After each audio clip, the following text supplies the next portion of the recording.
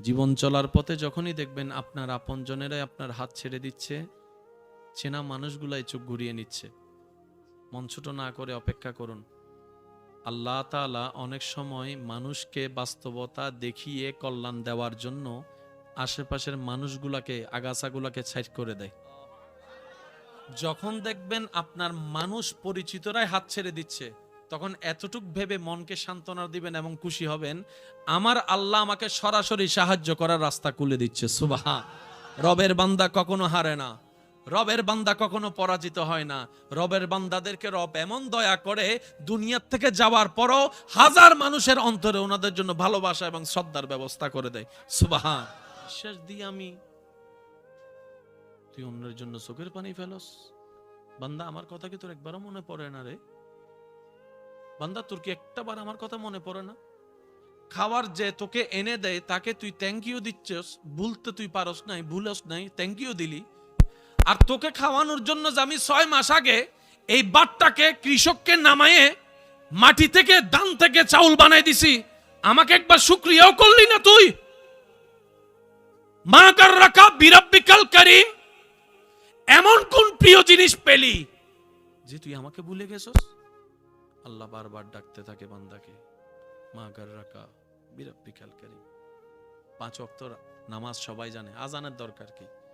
আজান আল্লাহ দিয়েছে, আল্লাহ পাক বলে আমার বান্দা তো ব্যস্ত থাকবে, অনেক সময় টাইম চলে গেল বুঝতে পারবে না, মনে থাকবে না। বান্দা যেন আযাবের শিকার না হয়, আমি আল্লাহ আজানের সিস্টেম চালু করে দিয়েছি। অন্তত আজান শুনে যেন বুঝতে পারে জোহরের ওয়াক্ত হয়েছে, আসরের ওয়াক্ত হয়েছে, মাগরিব হয়েছে, এশা হয়েছে। এইবার আমার দুনিয়ার ব্যস্ততাকে ফেলে আমার বানানেওয়ালা রবের কাছে একটু হাজিরা দেওয়া দরকার। ওই বুঝটা বুঝতে বেশি দেরি হয়ে গেছে আমাদের। ওই বুঝটা বুঝার মতো জ্ঞান, বুঝটা বুঝার মতো বুঝ আমরা রাখতে জানি না। কারণ আমরা মনটাকে শয়তানের ঘরের রাজত্ব দিয়ে মনটাকে নোংরা করে ফেলেছি। বান্দার কাজ কি? আপনার কাজ কি? আমার কাজ কি? আমাদের কাজ কি? একটাই কাজ, যিনি জীবন দিয়েছেন ওনাকে খুশি করা, জীবন দিয়েছেন ওনাকে সন্তুষ্টি রাখা। কথা বলেন ঠিক কি না? এবার বান্দা যখন বুঝে নিয়েছে আমার ডিউটি, আমার দায়িত্ব, আমার কাজ, আমার কর্তব্য আমার মালিককে খুশি করা, আমার জীবন দাতাকে খুশি করা, আমার রাজ্জাককে খুশি করা, যিনি রিজিক দিচ্ছেন ডেলি 2-3 বার করে, আমার নিঃশ্বাস দাতাকে খুশি করা আমার কাজ। এবার সেই চিন্তা যখন বান্দার মাথায় বসে গেছে, বান্দা যখন রবকে খুশি করার কাজে নেমে গেছে, সে আর আগের মতো মানুষের জায়গা দখল করে না, সে আর আগের মতো গাঁজা খাচ্ছে না, সে আগের মতো আর ইপটিজিং করছে না, সে আর আগের মতো মা বাবার সাথে চিল্লায় কথা বলছে না, সে আর আগের মতো যৌতুকের কারণে বউয়ের গায়ে হাত তুলছে না, সে আর আগের মতো স্বামীকে ফাঁকি দিয়ে কোনো বহিরেকাত কাজ করছে না, সে আর আগের মতো বড়র সাথে বেয়াদবি করে না, সে আর আগের মতো ছোটদের উপর জুলুম করে না, সে আর আগের মতো রাস্তায় দাঁড়ায় ইপটিজিং করে না, সে আর আগের মতো সমাজে অশ্লীলতা করে না, বেয়াদবি করে না। ওই মানুষটা যখন আস্তে আস্তে রবকে খুশি করার কাজে নেমে গিয়েছে, অটোমেটিকলি দেখা যায় এলাকার মানুষের শ্রদ্ধা সম্মানের পাত্র হয়ে গিয়েছে। সুবহান। রব বলে যে ইউসুফ, তোমার সেই ধৈর্য ধরাটা আমার পছন্দ হয়েছে, তোমার সহ্য করাটা আমার পছন্দ হয়েছে। এত এত এত বদনামের ভিতরও, কলঙ্কের ভিতরও তুমি যে আমার ইবাদত করছো খুশি মনে, আমি রবের বড় খুশি হয়েছি। সেজন্য জগৎ তোমাকে জেলখানায় পাঠিয়েছে, আমি এখন তোমাকে দেশের রাজত্বের ব্যবস্থা করে দিচ্ছি। মনে রাখবেন ভাইয়ারা, যখনই দেখবেন পথ দুনিয়া বন্ধ করবে, মনে রাখবেন আল্লাহ আপনার জন্য পথ খুলতে চাচ্ছে। আমরা সবসময় একটা কথা বলি, বিপদে বন্ধুর পরিচয়। সুদিনে সবাই আছে, ভালো অবস্থানে থাকলে কোন কোন জায়গার থেকে যে পরিচিত আত্মীয় বের হয়, জীবনে যাদেরকে দেখাও যায় না অনেকেই বলে। আর যখন বিপদে পড়ে আপনরাও চিনে না, বন্ধুও চোখ ঘুরাই ফেলে, এরকম হয়। জীবন একটা কথা মনে রাখবেন, আপনি যখন দেখবেন আপনার পথ চলায়, জীবনের রাস্তায় আপনার আশেপাশের মানুষ বান্দারা একটা রাস্তা বন্ধ করে দিচ্ছে, দুইটা রাস্তা বন্ধ করে দিচ্ছে, তিনটা রাস্তা বন্ধ করে দিচ্ছে।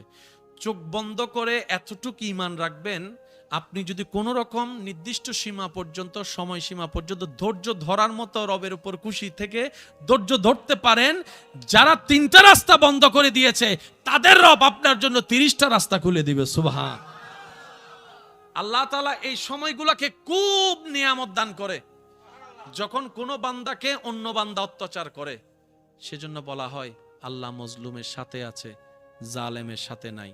আল্লাহ অভাবের সাথে আছে, আল্লাহ অহংকারের সাথে নাই। কেন বলে?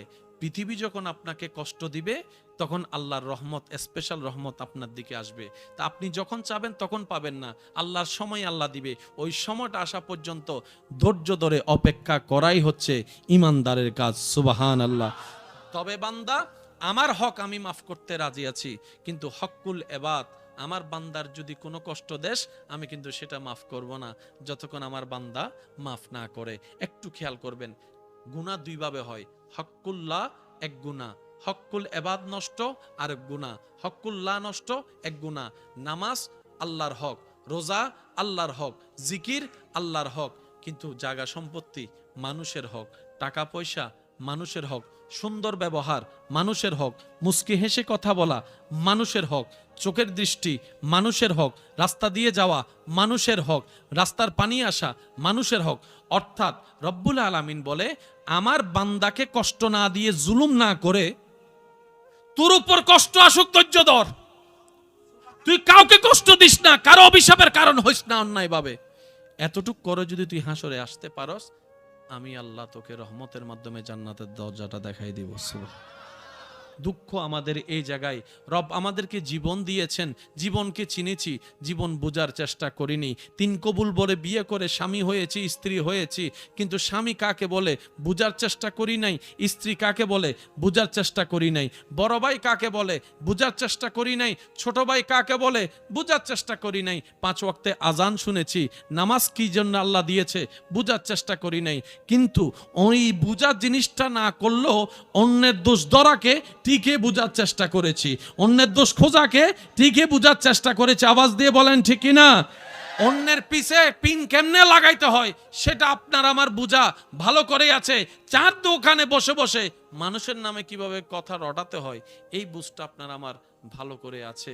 একদম ঘটে যাওয়া রেডি বিয়ে, বিয়েটা কিভাবে ফ্যাঁস লাগায় ভাঙ্গাতে হয়, এই বুঝটা আমাদের। নামাজ পড়লে কি লাভ কম বেশি জানি না, কে সবাই জানি। না পড়লে কেমন মায়ের আছে সেটাও জানি। আমাকে একটু বলতে পারেন কেন তারপরও মসজিদে মুসল্লি হয় না? আমাকে একটু কি বলতে পারবেন কেন তারপরও মসজিদে আসতে না পারলেও অন্তত ঘরে নামাজ কেন কেউ পড়ি না? মনে রাখবেন, যারা নামাজকে জেনেছে তাদের সাথে নামাজের তেমন সম্পর্ক খুঁজে পাওয়া যায় না। আর রবের দয়ায় যারা একবার নামাজের গুরুত্ব বুঝে নিয়েছে, তারা 5 ওয়াক্ত পরে পরে সবাই ঘুমাই গেলে তাহাজ্জুদের নামাজে দাঁড়িয়ে রবের দরবারে কান্না করতে থাকে। একটা হচ্ছে জাননেওয়ালার দল, আর একটা হচ্ছে বুঝনেওয়ালার দল। আপনার দৃষ্টিতে দামি কোনটা, জাননেওয়ালা না বুঝনেওয়ালা? শুনি নাই আওয়াজ। জাননেওয়ালারা দামি না বুঝনেওয়ালারা? কোরআন আল্লাহর কিতাব জানে না কে? সবাই জানি। সওয়াবের কোনো অভাব নাই, জানে না কে? সবাই জানি। ঘরে যাইয়া দেখেন, আপনার টিভি পরিষ্কার থাকলেও থাকতে পারে, খাটও পরিষ্কার আছে, কিন্তু কোরআনের উপর দুল পড়ে আছে। যেদিন আপনি আমি হাসরের ময়দানে যাব, সেদিন বুঝতে পারবো আল্লাহ তাআলা আমাদের নবীকে কত শান মান দান করেছেন। সেদিন পাক্কাভাবে বুঝতে পারবো সেই নবীর উম্মত হওয়ার কারণে আমাদের মতো কম দামি এই নিয়ামতওয়ালা মানুষগুলাকে আল্লাহ কতটুক দামি নিয়ামত দান করেছেন।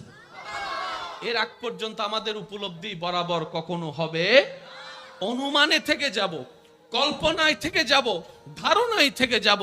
পরিপূর্ণ আপনার আমার পক্ষে জানা সম্ভব হবে না যতক্ষণ না কিয়ামতের মধ্যে যাব। আল্লাহ তাআলা সবচাইতে আজিম ভাবে আপনার আমার নবীকে বানিয়েছেন। সৃষ্টি জগতে সবচাইতে জ্ঞানের অধিকারী আল্লাহ আপনার আমার নবীকে বানিয়েছেন। সৃষ্টি জগতে সব সুন্দরের মহাসুন্দর আল্লাহ আপনার আমার নবীকে বানিয়েছেন। সৃষ্টি জগতে সবচাইতে সুন্দর হাসি আল্লাহ আপনার আমার নবীকে দান করেছেন। সুবহানাল্লাহ। সৃষ্টি জগতের সবচাইতে সুন্দর দুইটা চোখ আল্লাহ আপনার আমার নবীকে দান করেছেন। সৃষ্টি জগতের সবচাইতে সুন্দর হাঁটা আল্লাহ আপনার আমার নবীকে দান করেছেন। সৃষ্টি জগতের সবচাইতে সুন্দর আজিম আজমতওয়ালা চরিত্র আল্লাহ আপনার আমার নবীকে দান করেছেন। বান্দা বলে, আল্লাহ পৃথিবীতে যে পাঠাচ্ছ রাস্তা দেখার জন্য তো আমার চোখের দরকার। রব বলে যে একটা নয় দুইটা চোখ দিয়ে দিলাম। সুবহানাল্লাহ। বান্দা বলে, আমার মা বাবার কথা শোনার জন্য তো কানের দরকার। রব বলে যে দুইটা কান দিয়ে দিলাম। সুবহানাল্লাহ। বান্দা বলে, মওলা সেই চোখে দেখা কানে শোনাটা বুঝার জন্য তো একটা ব্রেনের দরকার। রব বলে যে সেটাও তোকে আমি দান করে দিলাম। সুবহানাল্লাহ। যেটা পৃথিবীর মেমোরি কার্ডের তুলনায় 1000 গুণ বেশি শক্তিশালী বান্দার মেমোরি কার্ড। বান্দা বলে যে মওলা আমার মাথাটা রাখার জন্য তো একটা ঘাড়ের দরকার। রব বলে যে ঘাড়ও দিয়ে দিলাম, হাতও দিয়ে দিলাম, আঙ্গুলও দিয়ে দিলাম। সুবহানাল্লাহ। সবাই জোরে জোরে বলতে থাকে সুবহানাল্লাহ। এই ঘাড়টাকে রাখার জন্য তোর আমি বুক দিয়ে দিলাম, আবার কোমর দিয়ে দিলাম, হাঁটু দিয়ে দিলাম। বান্দা শুধু তাই নয়, তোর খাবার বুক গিলার জন্য কণ্ঠনালী আমি দিব, জিহ্বার স্বাদ নেওয়ার জন্য খাবারের স্বাদ জিহ্বাটা আমি দিব। এই কণ্ঠনালী আর শ্বাসনালী দোনোটা কিন্তু এক জায়গায়। একটু যদি বেশ কম হয়, খাবার যদি শ্বাসনালীতে যায় শ্বাসনালী বন্ধ হয়ে যাবে। প্রত্যেকটা সেকেন্ডে যে আপনি যা খাবার দাবার করছেন, নিঃশ্বাসও নিচ্ছেন, খাবারও গিলছেন, এই সিস্টেমটা, এই মনোযোগটা আপনার কেউ রাখে নাই, আপনার আমার রব রেখেছে। সেকেন্ডে সেকেন্ডে নিঃশ্বাসের রাস্তা আলাদা রেখেছে, খাবারের রাস্তা আলাদা রেখেছে। সুবহানাল্লাহ। এবার সে খাবারটা খাওয়ার পরে যদি বদহজম হয় এক জামিলা হয়, যদি হজম না হয় আরেক জামিলা হয়। রব এমন ভাবে পেটের ভিতরে উত্তপ্ত গরম লাভার ব্যবস্থা করে দিয়েছেন, বুঝার জন্য বলা, গরমের ব্যবস্থা করে দিয়েছেন। আপনার আমার সেই খাবারগুলাকে দাঁতে চিপে যা ঢুকায় তা আল্লাহ পাক গলায় ফেলে, তা আল্লাহ পাক ওখান থেকে আস্তে আস্তে বেনিশ করে কিছু ক্যালসিয়াম বানাই দিচ্ছে, কিছু রক্ত বানাই দিচ্ছে, কিছু এটা বানাই দিচ্ছে, কিছু বাথরুম বের করছে, কিছু প্রস্রাব দিয়ে বের করছে। আল্লাহ প্রত্যেক সেকেন্ডে আপনার আমার যত্ন নিচ্ছেন আর নিচ্ছেন, নিচ্ছেন আর নিচ্ছেন। শুধু তাই নয়, সারা দিনের ব্যস্ততা রেখে যখন শরীর একদম ঝিমিয়ে যায়, ঘুমের দরকার হয়, আপনি আমি যখন সেই বিছানায় শুয়ে পড়ি, অজান্তে কখন ঘুম চলে আসে কারো কিন্তু মনে থাকে না। শোয়ার টাইমটা মনে থাকে, ঘুমের টাইম কিন্তু কারো মনে থাকে না। পারফেক্টলি এটা অসম্ভব, মনে থাকে না। আপনি হয়তো মোবাইল চিপছেন, মোবাইলটা বুকের উপর সকালবেলা উঠে দেখলেন, তার মানে বুঝলেন মোবাইল চিপতে চিপতে কখন যে আপনি ঘুমের দেশে চলে গিয়েছেন আপনি বুঝতে পারেন নাই। শুয়েছেন সোজাসুজি, ঘুম থেকে উঠেছেন ডান কাত, আপনি ভাবনায় পড়ে গেলেন, আমি তো শুলাম তো সোজাসুজি, ডান কাত হলাম কিভাবে? আমার মাও তো গড়ে নাই, বাবাও তো গড়ে নাই, বউও তো গড়ে নাই, আমাকে কাত করে দিল কে? আর যে কাত করে দিবে সেও তো ঘুমাচ্ছে, আমাকে কাত করলো কিভাবে? এবার সিসি ক্যামেরা আপনি লাগাইলেন নিজেকে অবজারভেশন করার জন্য। আপনি দেখলেন 12টায় আপনার ঘুম আসছে, 12:15 আপনি ডান কাত হলেন, 12:20 আপনি সোজা হলেন, 1:30টার দিকে আপনি বাম কাত হলেন, 3টার দিকে আপনি সোজা হলেন। অটোমেটিক ঘুমের মধ্যে আপনি সিসি ক্যামেরায় দেখছেন কাত হতেই আছে, কাত হতেই আছে। কিন্তু আপনি জানেন জাগ্রত ছাড়া, ব্রেন ছাড়া কখনো হাত উঠে না, কখনো আঙ্গুল উঠে না। ব্রেনে সিগন্যাল দেওয়ার পরে হাত লড়ে। বান্দা ভাবে ঘুমের ভিতর যদি আমি 8 ঘন্টা একভাবে শুইতাম সারা শরীর প্যারালাইসিস হয়ে যেত। আমাকে এই কাজ করালো কে? রব বলে যে তোর মা যখন যত্ন নিতে পারে না, ঠিক ওই জায়গা থেকেও আমি আল্লাহ তোর যত্ন নিতে থাকি। ও জায়গায় বুঝ নাই, খারাপ জায়গায় বুঝের জোরে বলেন ঠিক কিনা? যার কারণে ভাগফলে এসে কি দাঁড়ালো? আমি আমার পায়ে কুড়াল মেরে বসে আছি, আপনি আপনার পায়ে কুড়াল মেরে বসে আছেন। কুড়ালটা দেখছি না কেন? যেই দিন কুল্লু নাফসিন যায়িকাতুল মৌতের সময় আসবে, সেই দিন সেই পর্দা যখন উঠে যাবে চোখ থেকে, তখন বুঝতে পারবো আসলে বুদ্ধিমান মনে করে নিজেকে বোকার রাজ্যে বসবাস করেছি, অন্যের ক্ষতি করতে গিয়ে মূলত নিজের ক্ষতি নিজেই করে দিয়েছি। কথা বলেন ঠিক কিনা? রবকেই যদি ভালোবাসতে না পারি, পৃথিবীর সমস্ত ভালোবাসা মিথ্যা, কথা মনে রাখবেন। নবী রহমতুল্লিল আলামিনকে যদি ভালোবাসতে না পারি, পৃথিবীর সমস্ত ভালোবাসা ফেক, এটা মাথায় রাখবেন। আপনাকে যদি পৃথিবীতে কেউ সবচাইতে বেশি ভালোবাসে, মনে রাখবেন আপনার রব আপনাকে ভালোবাসে বান্দা হিসাবে, আপনার নবী আপনাকে ভালোবাসে উম্মত হিসেবে। আর এই ভালোবাসার মধ্যে বিন্দু পরিমাণ বালি পরিমাণ স্বার্থ, আর এই ছাড়া যত ভালোবাসা আপনি আমার সামনে আনবেন কিংবা আপনি নিজেই গবেষণা করে দেখবেন, দেখবেন বিন্দু পরিমাণ হলো স্বার্থ। বলেন না রে ভাইয়া, স্বার্থ। স্বার্থ মানে নিজের লাভ, স্বার্থ মানে নিজের লাভ। রব বলে যে তুই আমারে কি লাভ দিবি, নবী বলে যে তুই আমারে কি লাভ দিবি, আমার রব আমাকে যা লাভ দেওয়ার সব দিয়ে দিয়েছে, তুই আমারে কি লাভ দিবি। বরং আমি মুস্তাফা নবী তোকে ভালোবেসে হাসরের ময়দানে তোকে জাহান্নাম থেকে জান্নাতে যাওয়ার জন্য রবের দরবারে সুপারিশ করব। সেজন্য এই দুইটা জায়গায় খুব সিনসিয়ার থাকবেন। বান্দা হিসেবে সর্বোচ্চ ভালোবাসবো রবকে, উম্মত হিসেবে সবচেয়ে ভালোবাসবো নবী রাহমাতুল্লিল আলামিনকে। এই দুইটা জায়গা যে পারফেক্ট করতে পেরেছে, তার বাকি অন্য কাজগুলো অটোমেটিক রব্বুল আলামিন গুছিয়ে দিয়েছেন। সুবহান। যে বান্দার অন্তরে রবের প্রতি বিশ্বাস তাওয়াক্কুল বেশি থাকবে, তার জন্য নিয়ামতের বরাদ্দ বেশি হয়ে যায়।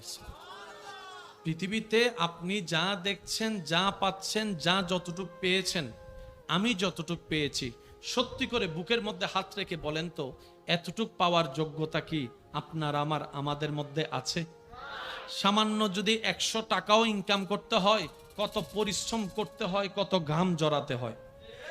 সামান্য যদি আপনার আমার 1000টা টাকা কামাতে হয়, সারাটা দিন কত পরিশ্রম করতে হয়। 1 কেজি চাউল কিনতে গেলে কত কষ্ট, একটুখানি তরকারি কিনতে গেলে কত কষ্ট। বাজারের মধ্যে গেলেই বোঝা যায় আগুনের দাম কেমন আর বাজারের দাম কেমন, পার্থক্যটা বোঝা যায়। কথা বলেন ঠিক কিনা? অথচ আপনি দেখেন আল্লাহ তাআলা ফিরি ফিরি লক্ষ লক্ষ টাকার চোখ আপনাকে আমাকে ফিরি দান করে দিয়েছেন। সুবহানাল্লাহ। একবার যারা কিডনির প্রবলেম হয়, ডায়ালিসিস যাদের করাইতে হয়, কি পরিমাণ কষ্ট তাদের সহ্য করতে হয়, টাকার হিসাব তো বাদই দিলাম। অথচ রব্বুল আলামিন আপনাকে আমাকে দয়া করে প্রত্যেকটা দিন এই ডায়ালিসিসের অটোমেটিক ডায়ালিসিস করায় কিডনি পরিষ্কার করে দিচ্ছেন। সুবহানাল্লাহ। নিঃশ্বাস পরিষ্কার রাখছেন, ফুসফুসি পরিষ্কার রাখছেন, রক্তনালী চালাচ্ছেন, রক্ত চালাচ্ছেন। এই যে আপনি আমি বলি লো প্রেসার, হাই প্রেসার যেটার হচ্ছে রক্তচাপ, এই রক্তচাপ নিয়ন্ত্রণ করে আল্লাহ তাআলা নিজের দয়ায় নিয়ন্ত্রণ করে দিচ্ছে। সুবহানাল্লাহ। সেই হিসাবে যদি প্রত্যেকটা নিঃশ্বাসের যদি হিসাব দিই, অন্যগুলো যদি বাদ দিয়ে যদি নিঃশ্বাসের হিসাব নেওয়াটা শুরু করি, নিঃশ্বাস নিলে 10 টাকা, ফেললে 10 টাকা, আপনার আমার নিঃশ্বাস নেওয়াও বন্ধ হয়ে যাবে, ফেলাও বন্ধ হয়ে যাবে। রব্বুল আলামিন বলে আমাকে কোনো টাকা দেওয়ার দরকার নাই, সব আমি তোদের জন্য ফ্রি করে দিয়েছি, ফ্রি করে দিয়েছি, ফ্রি করে দিয়েছি। তো বান্দা বলে ইয়া রব, তা আমি তোমার জন্য কি করব? রব বলে যে বেশি কিছু না, তোর যা দরকার আমি দিব, যতটুক দরকার আমি দিব, যা দরকার তা দিয়েছি, আরো দরকার আরো দিব, সব নিয়ন্ত্রণ আমি করব। তুই শুধু বান্দা একটা কাজ কর, আমি রবের নিয়ামত পেয়ে শুকরিয়া করতে ভুলে যাস না, শুকরিয়া করতে ভুলে যাস না, শুকরিয়া আদায় করতে ভুলে যাস না, 5 ওয়াক্ত নামাজের কথা ভুলে যাস না, বড়দেরকে সম্মান করার কথা ভুলে যাস না, ছোটদেরকে স্নেহ করতে ভুলে যাস না, কেউ হক পেলে হক দিতে ভুলে যাস না, স্ত্রীর সেবা করতে ভুলে যাস না, স্বামীর সেবা করতে ভুলে যাস না, মা বাবার সেবা করতে ভুলে যাস না, আমার নবীকে মহব্বত করতে ভুলে যাস না, নবীর আদেশ মানতে ভুলে যাস না। তুই শুধু দুনিয়াতে আমি রবকে খুশি করে চলার চেষ্টা কর। কষ্ট করে যদি একবার ঈমান নিয়ে হাসরে তুই আসতে পারস, আমি আল্লাহ হাসরে তোকে খুশি করে দিব নিয়ামত দিয়ে। সুবহানাল্লাহ। স্বামী স্ত্রী হচ্ছে এমন একটা দামি সম্পর্ক যেটা আল্লাহ সূচনা করেছেন জান্নাতে। সুবহানাল্লাহ। একটু জোরে বলি, স্বামী স্ত্রী সম্পর্কের সূচনা করেছে আল্লাহ কোথায়? জান্নাতে। শুধু তাই নয়, আবার যখন কিয়ামত হয়ে হাসর হয়ে জান্নাতে যাব, তখনও স্বামী স্ত্রীর সম্পর্ক সেখানে দেখা যাবে। বলেন সুবহানাল্লাহ। কত দামি একটা সম্পর্ক, গুরুত্ব না বুঝার কারণে 2-4 কথা হয়ে আমরা এখন কোর্টের মধ্যে মামলা দিয়ে ডিভোর্সের জন্য একজন আরেকজনকে অপদস্থ করার চেষ্টা করি। মনে রাখবেন, আল্লাহ তালাককে জায়েজ করেছেন কিন্তু পছন্দ করে নাই। সুবহানাল্লাহ। জোরে বলি। আল্লাহ তালাকের অনুমতি দিয়েছেন কারণ সাপেক্ষে, কিন্তু আল্লাহ সেটা পছন্দ করে। কোরআনের ভাষায় স্বামীর পোশাক স্ত্রী, স্ত্রীর পোশাক স্বামী, 1000 বার শুনেছি, কিন্তু আল্লাহ তাআলা আমাদেরকে মেসেজটা কি দিলেন? পোশাকের কাজ হচ্ছে লজ্জাস্থান ঢেকে রাখা। একটু জোরে বলেন না। আল্লাহ বলছেন, হে স্বামীরা, তোমরা স্ত্রীদের জন্য পোশাক, হে স্ত্রীরা তোমরা স্বামীদের জন্য পোশাক। তার মানে তোমরা যেরকম পোশাক দিয়ে নিজেকে ডেকে রাখো, নিজের স্পট থাকলে ডেকে রাখো, স্বামীরা স্ত্রীদের দোষকে গোপন রেখে সমাজে ইজ্জতে রাখো। স্ত্রীগণ স্বামীদের দোষগুলোকে বাহিরে না বলে স্বামীকে ইজ্জতে রাখো। অর্থাৎ ও স্বামী, তোমরা স্ত্রীদেরকে মায়া মহব্বতে সম্মান দাও, স্ত্রীরা মায়া মহব্বত করে স্বামীকে সম্মান দাও। বলেন সুবহানাল্লাহ। এবার বান্দা দুনিয়াতে আসছে, আসার পরে তার পেট আছে, তার পেট যেহেতু আছে খাবারও দরকার। এখন 1 মিনিটের বাচ্চাটা আসার পরে, আমি আসার পরে বাবা খুশি হয়ে গেছে, আরে বাবা আমার সন্তান চলে আসছে, সুমা সুমা আদর। কথা বলেন।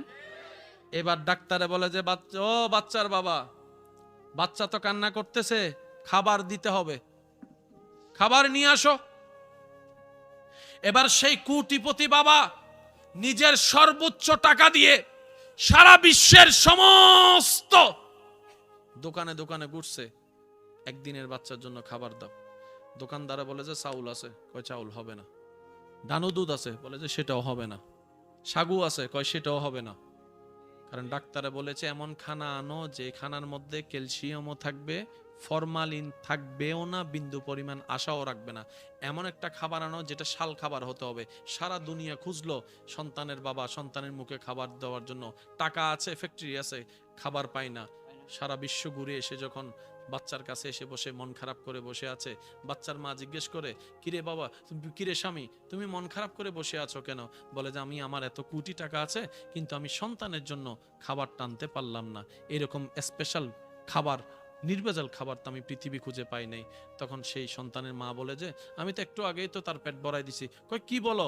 তখন সন্তানের মা বলে, যেই রব সন্তান দিয়েছে সেই রব তার খাবার ব্যবস্থাও করে দিয়েছে, সে যতক্ষণ আসে নাই ততক্ষণ এখানে দুধের কোনো অস্তিত্ব ছিল না। কি অলৌকিক ব্যাপার! সন্তান এদিকে ওয়া করে আওয়াজ করে দুনিয়াকে জানান দিয়েছে আমি এসেছি। আমি হঠাৎ করে দেখলাম আমার স্তনে কুদরতি ব্যবস্থাপনায় এমন পানীয় বের হচ্ছে যেটা দুধের মতো। ডাক্তারে যা যা কোয়ালিটির দরকার বলেছে সব মায়ের বুকের দুধের মধ্যে আল্লাহ ব্যবস্থা করে দিয়েছে। আল্লাহু আকবার।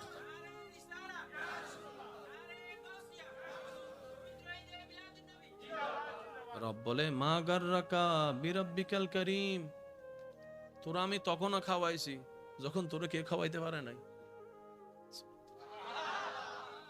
আমি যখন দুনিয়াতে আসছি আমার মার বুকে দুধ আসছে। আমি যখন দুনিয়াতে আসছি অটোমেটিক আল্লাহর কুদরতে আমার মার বুকে দুধ আসছে কি আসে নাই? আপনার মারও কতদিন ছিল? আল্লাহ কোরআনে বলছে 2 বছর খাওয়াও। এবার ডাক্তারি WHO সংস্থা গবেষণা করে দেখে একটা বাচ্চাকে যে মা অন্তত ভালো করে 2টা বছর বুকের দুধ খাওয়াবে, সেই বাচ্চার শরীরের যে হাড্ডি মজবুত থেকে অতি মজবুত হবে, ব্রেনটা শার্প থেকে বেশি শার্প হবে, দৃষ্টিশক্তি বেড়ে যাবে। অর্থাৎ দুনিয়াতে চলার জন্য বডি পারপাসে যা কিছু দরকার এগুলার বেশি বেশি উপকার হবে মায়ের বুকের দুধের মধ্যে, যেটা বাজারে পাওয়া ডানুর মধ্যে নাই। আল্লাহ আমাদেরকে এই কথাটা বুঝার তৌফিক দান করুক। অনেকে মনে করে কি দুধ, বাচ্চাকে দুধ খাওয়াতে গেলে শরীর নষ্ট হবে। শরীর এটার জন্য নষ্ট হয় না বোন। ভালো করে দেখেন অন্য কারণে শরীর নষ্ট হচ্ছে। লক্ষ লক্ষ কোটি বছর মারা সন্তানকে এইভাবে লালন পালন করেছে, বলেন না সুবহানাল্লাহ। ও নবী, হাজার বিপদে যারা আপত্তি না করে আমি রবের উপর সন্তুষ্টি থেকে ধৈর্য ধরেছে, সহ্য করেছে, তাদেরকে আমি রবের পক্ষ থেকে শুভ সংবাদ জানায় দেন। শুভ সংবাদ যদি রব জানায়, সংবাদটা কেমন হয়? সুবহানাল্লাহ। সেজন্য এই পৃথিবীতে সাকসেসের মুখটা তারাই দেখেছে যারা ধৈর্যের সাথে বন্ধুত্ব করেছে। সেজন্য বলি, ঘরে কষ্ট হোক, বাহিরে কষ্ট হোক, সামাজিক কষ্ট হোক, অর্থনৈতিক কষ্ট হোক, স্বামী স্ত্রীর জীবনে কষ্ট হোক, পারিবারিক কষ্ট হোক, ধৈর্যকে সাথে রাখবেন, মাথাটা ঠান্ডা রাখবেন। দুইটা বেনিফিট হবে আপনার পরকালীন জন্য। সওয়াবের সওয়াব হয়ে যাবে ধৈর্যের কারণে, আর দুনিয়ার ধৈর্যের কারণে আপনার ব্লাড প্রেশারও কন্ট্রোলে থাকবে, আপনার মেজাজ কন্ট্রোল থাকার কারণে আপনার শরীরের মধ্যে পরিবর্তন হবে না, হার্ট অ্যাটাক করারও তেমন আর কোনো সুযোগ। আল্লাহ আমাদের সবাইকে আমল করার তৌফিক দান করুক। আর একটু জোরে বলি, আল্লাহ তাআলা বলে, বান্দা 5 ওয়াক্ত নামাজ তোমাদেরকে আমি উপহার দিলাম। সুবহানাল্লাহ মনে হয় জোরে বলা যায়। কয় ওয়াক্ত? আর আমার নবী রাহমাতুল লিল আলামিনের উম্মত হওয়ার কারণে আমি আল্লাহ তোমাদেরকে একটু বেশি সুযোগ দিলাম, সেটা হচ্ছে পড়বা 5 ওয়াক্ত। আমি ফেরেশতাকে হুকুম দিলাম, আমি আল্লাহ তোমার আমল নামায় 50 ওয়াক্ত নামাজ আদায়ের সওয়াব লেখার ব্যবস্থা হবে। তুমি যখন ফজর আদায় করে জোহর আদায়ের নিয়ত করবা, ফজরের নামাজ পড়ে বের হওয়ার সময় জোহর আদায়ের নিয়ত করবা, জোহর আসতে প্রায় অনেক ঘন্টা বাকি, কিন্তু আমি ফেরেশতাকে হুকুম দিলাম, নবী মুস্তাফার উম্মত নিয়ত করলেই নেক আমলের সওয়াব লিখতে থাকা শুরু করে দিও। সুবহান। যখন তুমি জোহরের নামাজ আদায় করবা, এটার আলাদা বেনিফিট তোমাকে দেওয়া হবে, তার চাইতে আরো কল্যাণকর বেনিফিট তোমার জন্য রাখা হবে। সেটা কি? ফজর এবং জোহরের মাঝখানে তোমার জানা অজানায় যদি কোনো করা ভুল হয়ে থাকে, গুনার ফেরেশতা যদি লিখে থাকে, জোহর আদায় করার সাথে সাথে আমি আল্লাহ কুদরতি ব্যবস্থাপনায় মাঝখানের গুনাহটা মোচন করে দিব, মাফ করে দিব। সুবহানাল্লাহ। সৃষ্টি জগতে প্রতিটি সৃষ্টি আপন সৃষ্টিকর্তার দেওয়ার নিয়মের বিধানের সীমানার এক চুল আগেও যায় না, এক চুল পিছনেও যায় না। জোরে বলি না সুবহানাল্লাহ। আল্লাহ যে সৃষ্টিকে যতটুক দায়িত্ব দিয়েছেন, সে দায়িত্বের কখনো অবহেলা, জোরে বলেন না, অবহেলা করেন। পূর্ব দিকে উঠা সূর্য কখনো দক্ষিণ দিকে উঠে নাই, উঠবেও না। রব যাকে যতটুক টাইম বরাদ্দ দিয়েছেন, ওই টাইমের মধ্যেই উঠে, ওই টাইমের মধ্যেই ডুবে। সৃষ্টি জগতে সৃষ্টিকর্তার অবাধ্যের লিস্টে যদি ধরা হয়, তাদের মধ্যে আমি আপনি আমরাই হচ্ছে অন্যতম, যারা স্রষ্টার কথা মেনে চলি না। না হয় আপনি বৃষ্টিকে দেখেন, আপনি কি মাহফিল সাজালেন নাকি বিয়ে বাড়ি সাজালেন, রবের হুকুম আসলে বৃষ্টি আসার আগে একবারও চিন্তা করে না। কথা বলেন, বৃষ্টি আসার আগে একবারও কি চিন্তা করে আমি গেলে তাদের মাহফিলটা নষ্ট হবে, বিয়ে বাড়ি নষ্ট হবে? চিন্তা। রব্বুল আলামিন প্রত্যেকটা সৃষ্টিকে একটা নিয়ম বেঁধে দিয়েছেন। আমি আমার আওয়াজ যতটুকু পৌঁছাচ্ছে, আমি সবার কাছে নিবেদন রাখবো, প্রত্যেকটা শব্দ একটু মনের কান দিয়ে শোনার চেষ্টা করবেন। কে এগুলা? কে কে?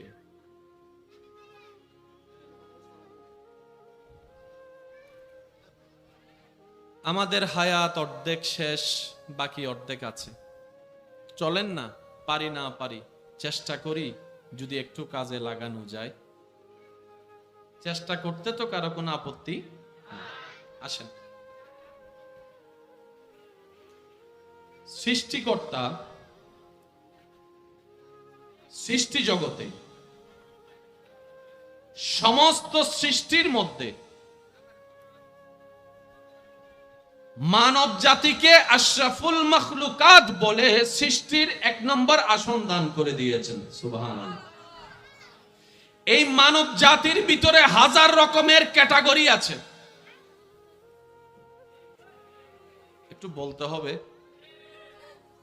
এই ক্যাটাগরির ভিতরে রব্বুল আলামিন যাকে 1 নম্বর আসন দান করেছেন, তিনি হচ্ছেন আপনার আমার নবী রাহমাতুল লিল। তর্ক ঝগড়া মারামারির কোনো দরকার নেই। যা রব দিয়েছেন স্পষ্ট করে দিয়েছেন, যা রব দিয়েছেন প্রকাশ করে দিয়েছেন। গোপনে টেবিলের নিচের কোনো কাজ কারবার। মনে রাখবেন, সমস্ত নবী রাসূল আল্লাহর প্রিয়, কিন্তু আমাদের নবী আল্লাহর বেশি প্রিয়। আমি বলবো আস্তে আস্তে নবীর উম্মত যারা আছেন তারা বলেন জোরে জোরে সুবহানাল্লাহ। সমস্ত নবী আল্লাহর পছন্দের, আমাদের নবী আল্লাহর একটু বেশি পছন্দের। সমস্ত নবীকে আল্লাহ মুজিজা দান করে পাঠিয়েছেন, আর আপনার আমার নবীকে রব্বুল আলামিন মুজিজা বানিয়ে পাঠিয়েছেন। হযরত নূহ আলাইহিস সালামকে আল্লাহ তাআলা শত শত শত বছর হায়াত দিয়েছেন, এবং আল্লাহ বলেছেন এই সারা পৃথিবীর ভিতরে আমি আল্লাহ তোমাকে সারা পৃথিবীর দায়িত্ব দিচ্ছি না, এই বোয়ালখালী এলাকার মানুষের কাছে তুমি যাও, বোয়ালখালীর মানুষের কাছে আমার ইসলামের কথা বলো, আমি রবের কথা বলো, এবং তাদেরকে মুসলমান বানাও। সুবহানাল্লাহ। সময় তোমার 900 বছর। এরিয়া বোয়ালখালী কি সিডাঙ্গের সামনে বেশি বড় না ছোট? জোরে বলেন না। এরিয়া, সময়। মূসা নবীকে আল্লাহ পাক বললেন তোমাকে বনি ইসরাইলের দায়িত্ব দিলাম। মূসা নবী বলে যে আল্লাহ আমার সময় কত? বলে যে যাও তোমারও 100 বছর। আইয়ুব আলাইহিস সালামকে আল্লাহ পাক বললেন যাও তোমাকে আমি পটিয়ার দায়িত্ব দিলাম। বোয়ালখালীকে দাওয়াত দেওয়ার দরকারও নাই, তোমার কাছে জবাবদিহিতাও নিব না বোয়ালখালী সম্পর্কে, কারণ তোমার দায়িত্ব পটিয়া। আইয়ুব নবী বলে আল্লাহ আমার সময়, বলে যে যাও তোমারও বছরের পর বছর দিছি। একটু জোরে বলেন না সুবহান। ইউনূস আলাইহিস সালামকে আল্লাহ পাক বলে তোমার দায়িত্ব আগ্রাবাদ। আল্লাহ আমার সময়, যাও তোমারও শত শত বছর দিলাম। জায়গা ছোট, এরিয়া ছোট, সময়। এবার সব নবীর আশা শেষ। ভাইয়া প্লিজ একটু মনোযোগ, আল্লাহর ওয়াস্তে একটু মনোযোগ। আল্লাহর কুদরত বুঝার দরকার আছে না নাই? সাই নবীর উম্মত সবাই আওয়াজ দিয়ে বলেন আল্লাহর কুদরত বুঝার দরকার আছে না নাই? অন্যান্য নবীদেরকে আল্লাহ জায়গা দিয়েছেন, দায়িত্ব দিয়েছেন ছোট, এরিয়া দিয়েছেন ছোট, সময় দিয়েছেন, জোরে বলেন না, সময় দিয়েছেন। এবার আপনার আমার নবী আসার পালা। এবার আপনার আমার নবী আল্লাহকে জিজ্ঞেস করে আল্লাহ আদম নবীকে তো তুমি একটা এরিয়া দিয়েছো, মূসাকে তুমি বোয়ালখালী দিয়েছো, ঈসাকে তুমি পটিয়া দিয়েছো, আল্লাহ আমার দায়িত্ব এরিয়া কদ্দুর? রব্বুল আলামিন বলে রাহমাতুল লিল আলামিন। শুনি না। আল্লাহ পাক বলে নবী আপনার এরিয়া হচ্ছে বোয়ালখালী, পটিয়া, আগ্রাবাদ, সবগুলো মিলে চট্টগ্রাম। চট্টগ্রামটা যে দেশে, সে বাংলাদেশের দায়িত্ব আপনার, ইন্ডিয়ার দায়িত্ব আপনার, পাকিস্তানের দায়িত্ব আপনার। সুবহানাল্লাহ, কিন্তু জোরে জোরে বলতে হবে সুবহানাল্লাহ। দুবাইয়ের দায়িত্ব আপনার, আফ্রিকার দায়িত্ব আপনার, নর্থ আমেরিকা আপনার, আমেরিকা আপনার, সুইজারল্যান্ড আপনার, নিউজিল্যান্ড আপনার, ইউরোপ আপনার, আমেরিকা আপনার, আফ্রিকা আপনার, মধ্যপ্রদেশ আপনার, আপনার জজিরাতুল আরব আপনার।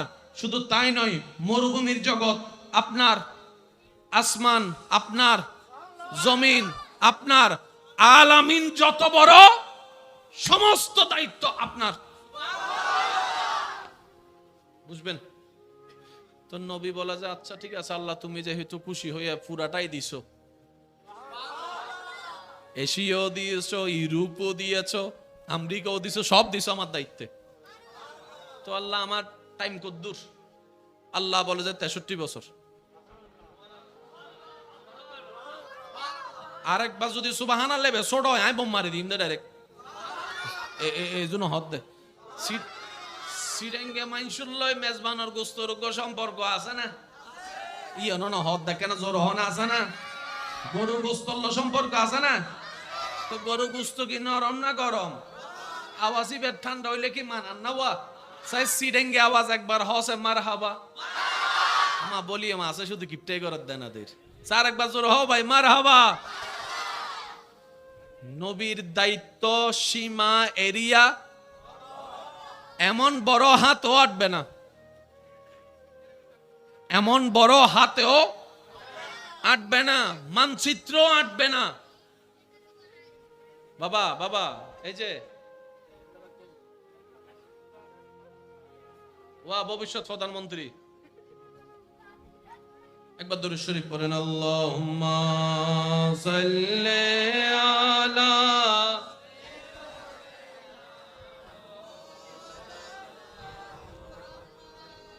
ওয়া আলা আলি।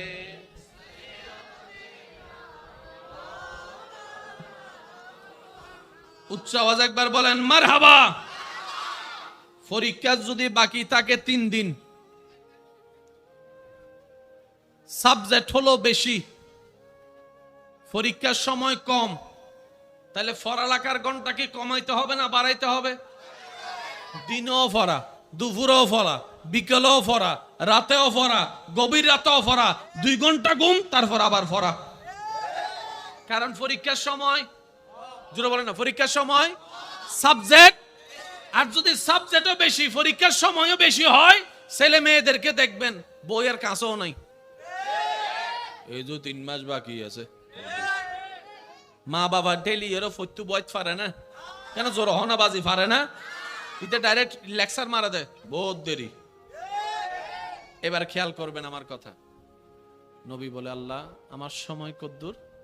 আল্লাহ পাক বলে যে আপনার সময় 63 বছর, 63 ইয়ার্স অনলি। জায়গা সময়। এবার আপনার বিবেক কি বলে? কাজ কি স্লো করতে হবে নাকি বেশি দ্রুত করতে হবে? কাজের যেহেতু আমাদের এরিয়া বড়, সময়। এবার আপনার আমার নবী আসছেন, সবার মনোযোগ চাচ্ছি আমি বলবো, আপনারা শুধু মিলাবেন, যা জানেন সেটাই বলবো, শুধু একটু গভীরে যাওয়ার চেষ্টা করবো। ওয়া মা তৌফিক ইল্লা বিল্লাহ। নবীজি আসলেন, 1 বছর বয়স মোবারক, 2 বছর বয়স মোবারক, 3 বছর বয়স মোবারক। যত বয়স এদিকে বাড়ে 63 থেকে সময় তত, জোরে বলেন 63 থেকে তত সময়। এবার নবীর বয়স 3 বছর মোবারক। নবী আল্লাহকে বলে আল্লাহ আমার এরিয়া তো বিশাল, সময় তো খুব কম, আমি কি কাজ শুরু করব? রব বলে যে এখনো সময় হয় নাই, সময় হলে আমি বলবো, সময় হলে আমি বলবো। এখন 63 থেকে 3টা বছর চলে গেল, মাত্র হাতে আছে 60 বছর। এই 60 বছরের ভিতরে কালিমার দাওয়াত আরবের প্রত্যেকটা জায়গায় জায়গায় পৌঁছাই দিতে হবে, তায়েফে পৌঁছাই দিতে হবে, মদিনায় পৌঁছাই দিতে হবে, বিভিন্ন জায়গায় পৌঁছাই দিয়ে দুবাই হয়ে আমেরিকা পর্যন্ত পৌঁছাই দিতে হবে, আফ্রিকা পর্যন্ত পৌঁছাই দিতে হবে। তখন তার ইন্টারনেটের যুগ ছিল না, তখন তার নিউজ চ্যানেলের যুগ ছিল না, তখন তো পেপার পত্রিকা ছিল না, ফেসবুক ছিল না, ইউটিউব ছিল না। বার্তা পৌঁছানোর জন্য যে মাধ্যমগুলা, সে ঘোরারও তো সময় লাগবে, 6 মাস 7 মাস চলে যাবে। এক জায়গা থেকে আরেক জায়গায় গেলে তো বললে তো দাওয়াত গ্রহণ করবে না, অনেক সময়ের পারপাসের বিষয়। নবী বলে আল্লাহ আমার এখন 4 বছর বয়স মোবারক, 5 বছর বয়স মোবারক। আল্লাহ পাক বলে যে নবী আপনি চুপ করে থাকেন, চুপ করে থাকেন, দাওয়াত দেওয়ার এখনো সময় হয় নাই। সুবহানাল্লাহ জোরে বলি। নবীজির বয়স 10 বছর মোবারক, আল্লাহ বলে যে চুপ করে থাকেন। নবীর বয়স 15 বছর, আল্লাহ বলে চুপ করে থাকেন। নবীর বয়স 20 বছর, আল্লাহ বলে যে চুপ করে থাকেন। নবীর বয়স পৌঁছায় গেল 25 বছরে, আল্লাহ বলে যে চুপ করে থাকেন। 30 বছর নবীকে আল্লাহ বলে চুপ করে থাকেন, সুবহানাল্লাহ। 35 বছর বলে যে চুপ করে থাকেন। 39 বছর আল্লাহ বলে নবী চুপ করে থাকেন। তো 63 থেকে যদি 39 চলে যায়, হাতে আর থাকে কত? 40 বছর হলেও আল্লাহ পাক বলে হাবিব দাওয়াত দেওয়া শুরু করেন। Can you imagine that? এই জায়গায় আপনি আমি হইলে কি কইতাম? অনদায় হইলে কি হইতাম? কি এসো বাস্তব জীবনে হনাবাজ। আর আরো যদি হয় 63 বছরের ভিতরে সারা পৃথিবী মিতির লোহারুকি দেখাবি। 40 বছর যদি আর রোয়ার উক্তি নতে, তান উক্তি নতে, আর হইম দে তুই হগু মাথো না বাজি। চ্যালেঞ্জ দিবে, ফারিভান দিবে তো মাথন ন ভাই, ঠিক না? 40টা বছর আল্লাহ নবীকে চুপ করে রেখেছে। এই বাবা, হাত জোর করে বলতেছি, কত বছর আল্লাহ চুপ করে রেখেছেন? এখন বাকি আছে 63 থেকে 40 গেলে কত? জোরে বলেন। 23 বছর। আমার যুবক ভাইদের আমি একটু মনোযোগ চাচ্ছি, কত বছর? এই 23 বছরের ভিতর মক্কি জীবনী আছে, মাদানী জীবনীও আছে। এই 23 বছরের ভিতরে মক্কার জীবনও আছে, মদিনার জীবনও আছে। বড় চমৎকার বিষয়, 40 বছর বয়সে আল্লাহর নবী রাহমাতুল্লিল আলামিন আল্লাহর হুকুমে আল্লাহর ইসলামের দাওয়াত দেওয়া শুরু করলো। ইয়া আইয়ুহান নাস কুলু লা ইলাহা ইল্লাল্লাহ তুফলিহুন তুফলিহুন তুফলিহুন। এক আল্লাহর দাওয়াত দেওয়া শুরু করলেন।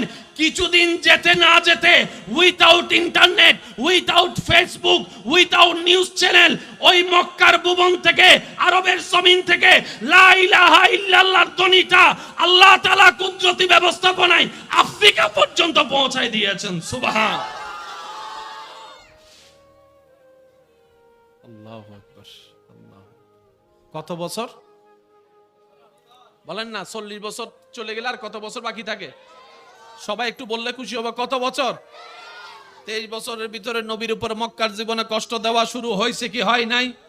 নবীর রাস্তা বন্ধ করে দিয়েছে, নবীর খাবার বন্ধ করে দিয়েছে, নবীর পানি বন্ধ করে দিয়েছে। নবী আল্লাহর হুকুমে মক্কা থেকে মদিনায় হিজরত শুরু করেছেন। এবারে হিজরত করে ওখানে যাওয়ার পরে সন্ধি হওয়ার পরে, বিভিন্ন মতামত হওয়ার পরে আপনার আমার নবী আল্লাহর হুকুমে আবার মক্কার দিকে আসতে শুরু করলেন। যাওয়ার সময় ছিল 2 জন 3 জন অল্পজন, আসার সময় নবীর বাহিনীতে যোগ হয়ে গেল 10,000 মুসলমান। 10,000 মুসলমান, সুবহানাল্লাহ। 10,000 মুসলমান নবীর সেই মক্কা বিজয়ের দিন নবীর বাহিনী নিয়ে মক্কার ভুবনে আসতে দেখে, মক্কায় যারা নবীকে আহত করেছে, কষ্ট দিয়েছে, পানি বন্ধ করেছে, খাবার বন্ধ করেছে, তারা ভয়ে পালাতে শুরু করেছে। আজকে মুহাম্মদ তো তখন একা ছিল, কিছু করতে পারে নাই। আজকে মুহাম্মদের হাজার হাজার সৈন্য হয়েছে, আমাদেরকে প্রতিশোধ নিবে, আমাদেরকে মেরে ফেলবে, আমাদেরকে আঘাত করবে। চোরের মন পুলিশ, এই চিন্তা নিয়ে তারা পালাতে লাগলো। নবী মুস্তাফা বীর বেশে যে মক্কা থেকে বের করে দিয়েছে নবীকে, সেই নবী আবার মক্কার মধ্যে মাথা উঁচু করে আসতে শুরু করেছে।